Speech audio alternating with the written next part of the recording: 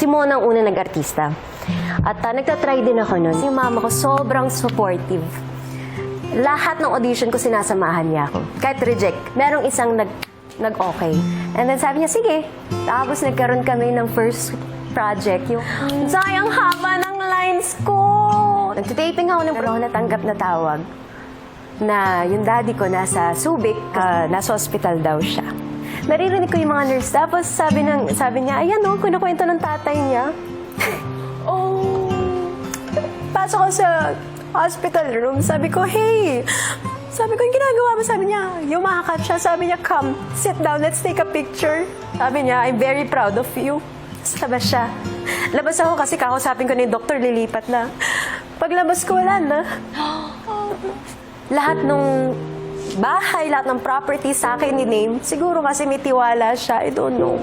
And pinapili ako, parang pamilya ko ba o ito? Tapos sabi ko sa kapatid ko, girl, parang hindi na ako pang-artista, girl. Parang pag alis natin, alam ko wala akong babalikan. Sabi niya, ate, mag-vlog ka. Eh di nag-try kami. Sabi niya, ako mag-shoot sa'yo. Ako mag-edit, upload natin. Sabi ko, sige. Sabi niya, gawin mo lang ginagawa mo. In-upload ko siya, tapos grabe, 30 million. Parang sabi ko, grabe si Lord. God has a perfect time.